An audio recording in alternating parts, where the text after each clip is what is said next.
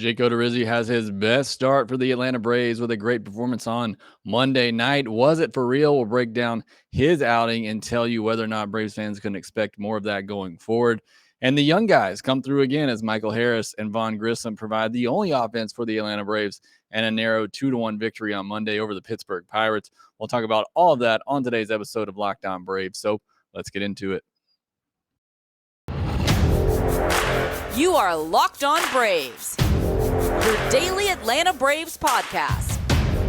Part of the Locked On Podcast Network, your team every day.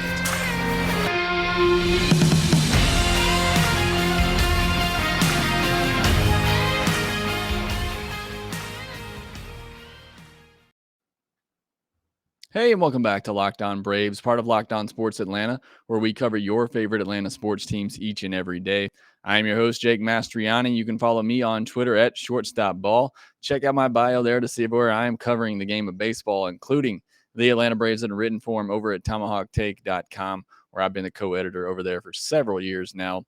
Also, make sure you follow the podcast on Twitter at LockedOn_Braves. Send in any questions, comments, or feedback that you have for the podcast. Make sure you subscribe to us on YouTube as well and hit that thumbs up button and notification bell. It helps support the show a ton when you do that.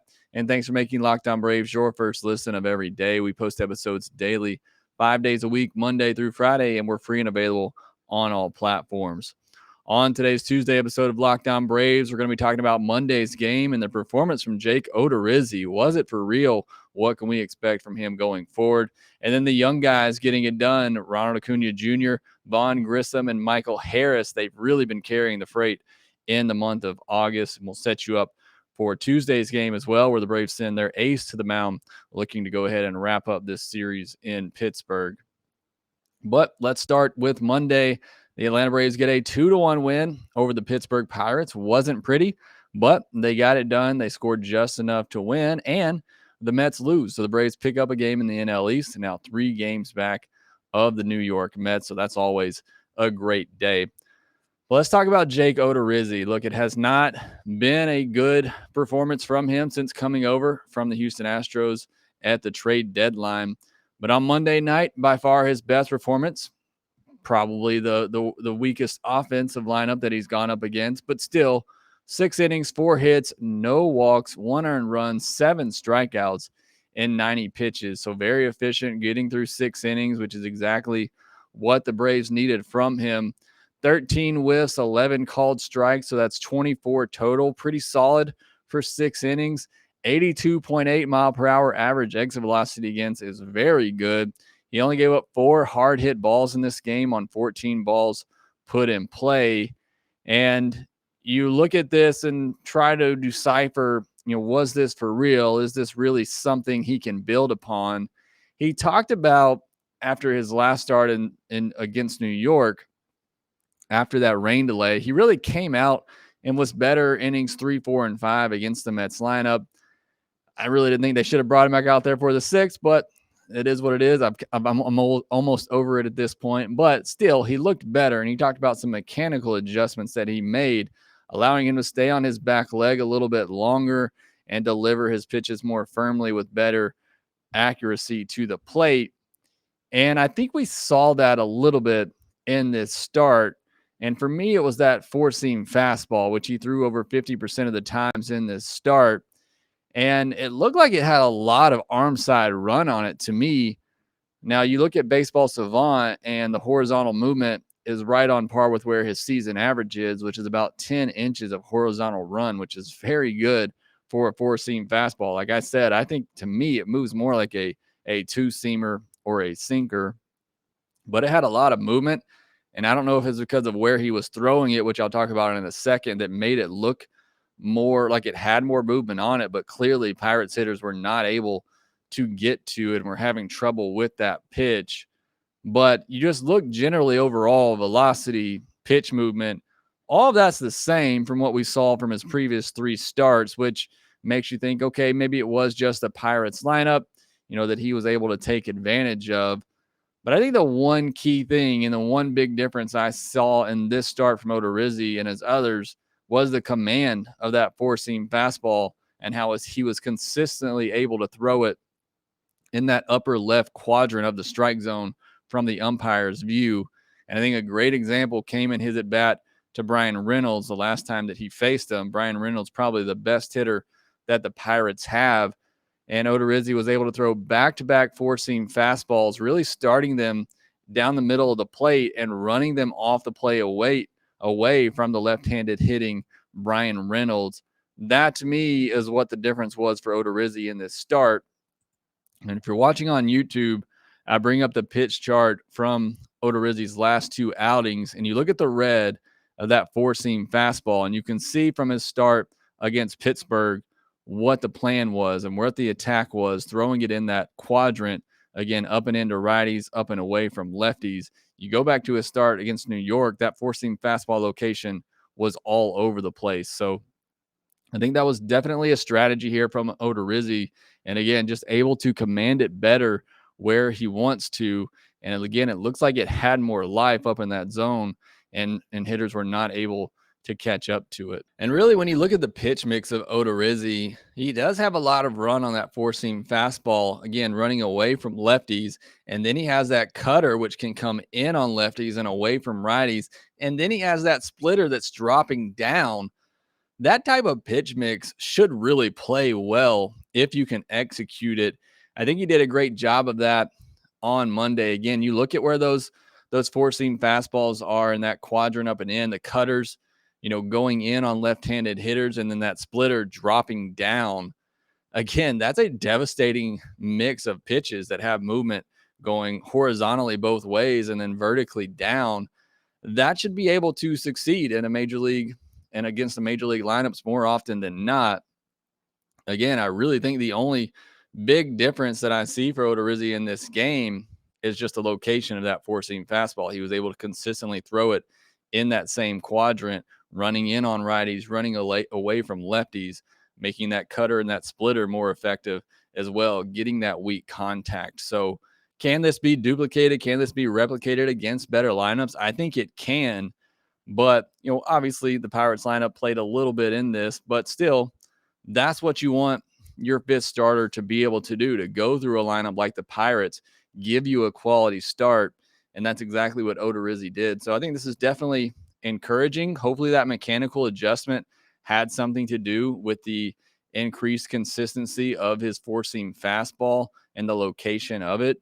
We'll have to see. He's definitely earned himself another chance in the rotation, I believe, but we'll have to see if he can duplicate this going forward. It'd be interesting to look at that pitch chart the next time, which, by the way, I got on Baseball Savant and give them credit for that, to see, what it looks like next time out, if he's able to still have that same accuracy with that four-seam fastball.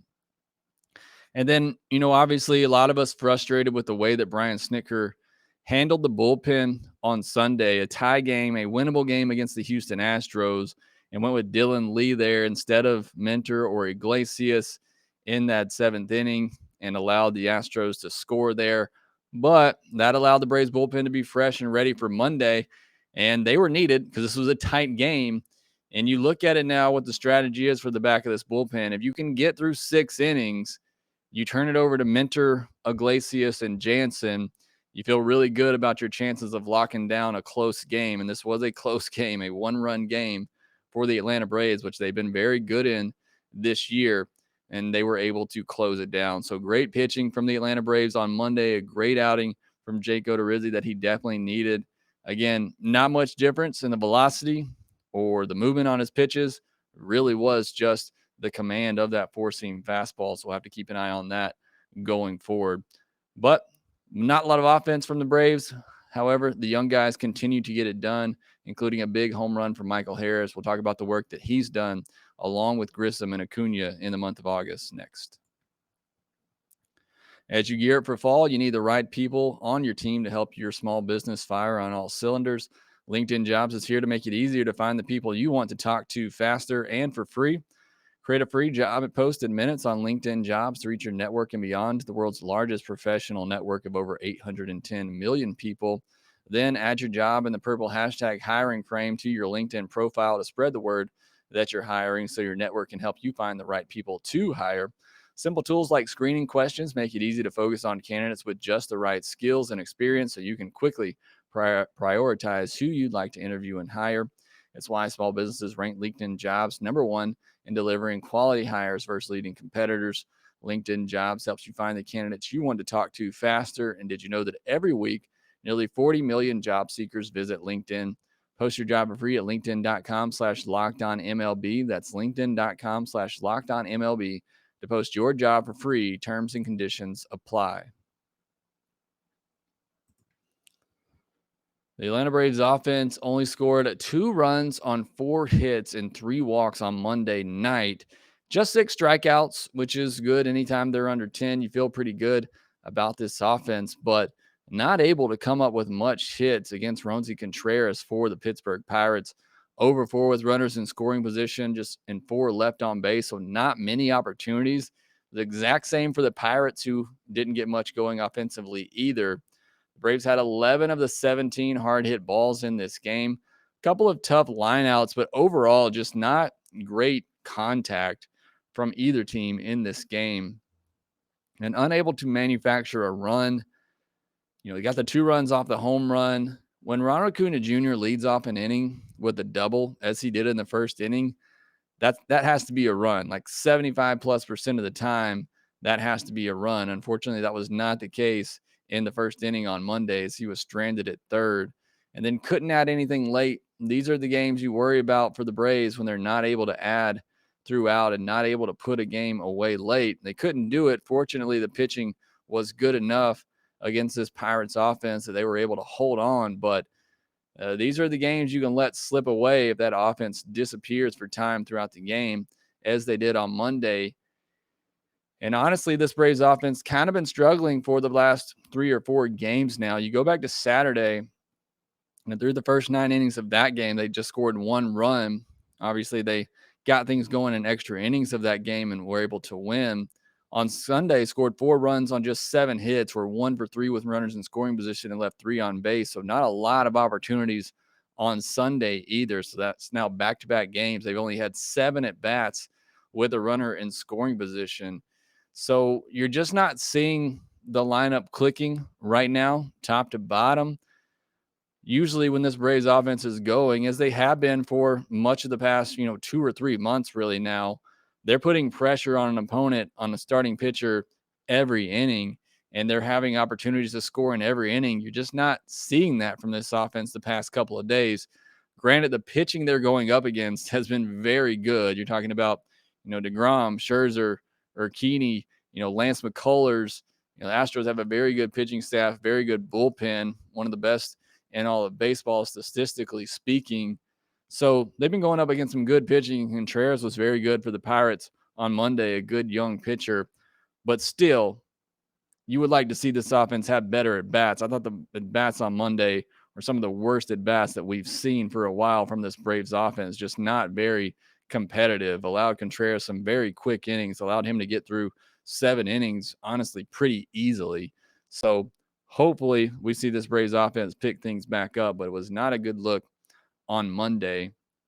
And really, if not for Ronnie and the kids, and I put that in quotation marks because Ronnie's still a kid himself, the offense really hasn't had much going in August. Matt Olson's been pretty good at driving in runs, but Riley's cooled off a good bit. Swanson's cooled off a good bit, hasn't had much power this month.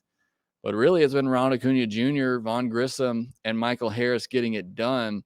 You look at the month of August, Acuna slashing 325, 416, 481, 6 doubles, 2 homers, 14 runs scored, 9 runs batted in, 12 walks to 18 strikeouts, 3 stolen bases. He's also got caught stealing his last 3 times, which is unfortunate. And then Vaughn Grissom, 391, 440, 652 with 3 doubles, 3 home runs, 13 runs scored, 9 runs batted in, 4 walks, 9 strikeouts, 2 stolen bases. And he's played fewer games, obviously, than the others. And Michael Harris, 304, 360, 580, 7 doubles and 4 home runs, 17 runs scored, 13 runs batted in, 5 walks, 19 strikeouts, 4 stolen bases. Those 3 really been getting it done in August. Combined, they're batting .333 in August with 16 doubles, 9 homers, 44 runs, 31 runs batted in, 46 strikeouts, and 9 stolen bases. You compare that to Matt Olson, Austin Riley, and Dansby Swanson. They're combined hitting 232 in the month of August with 11 doubles, so 5 fewer doubles, 1 fewer home run. They only have 8 home runs this month, 5 of those coming from Matt Olson. 36 runs scored, again, 8 less than Acuna, Grissom, and Harris, and Grissom has played fewer games. They do have 40 runs batted in, so they've at least been producing runs, driving in runs, 66 strikeouts. That's 20 more than Acuna, Grissom, and Harris combined, and 2 stolen bases, both coming from Swanson, obviously. So as the middle of the lineup's kind of cooled off, you've had the young guys and Harris and Grissom and Acuna really step up this month. And you talk about where would this team be without Michael Harris. Like, the Braves needed somebody to kind of settle in the outfield. Not that Duvall was doing a terrible job defensively in center, but, Michael Harris is a Gold Glove defender in center field. Adam Duvall is a Gold Glove defender in a corner outfield spot. Obviously, Duvall out for the season now, but that really just kind of helped solidify the outfield. It gave the Braves a spark and some confidence, which they needed at that time. It helped the bottom of the lineup turn things over for the top. So just really impressed with Michael Harris, what he's been able to come up to do. And I talked about this on the postcast, but it's worth mentioning here again. The at-bats that he had on Monday are highly encouraging. Contreras for the Pirates had a really good slider going, and that pitch is really what's been giving Michael Harris trouble. A slider down and in, or a curveball down and in, really anything off-speed kind of down and in, he's been swinging over the top of. You even go back to Sunday's game against Ryan Presley. He bounced the ball up there at 60 feet to end the game, and Michael Harris swung over the top of it. But you saw him lay off that pitch a couple of times on Monday, kind of seeing the progression of Michael Harris. He knows that's where pitchers are going to get him now, and now it's his turn to adjust back to that.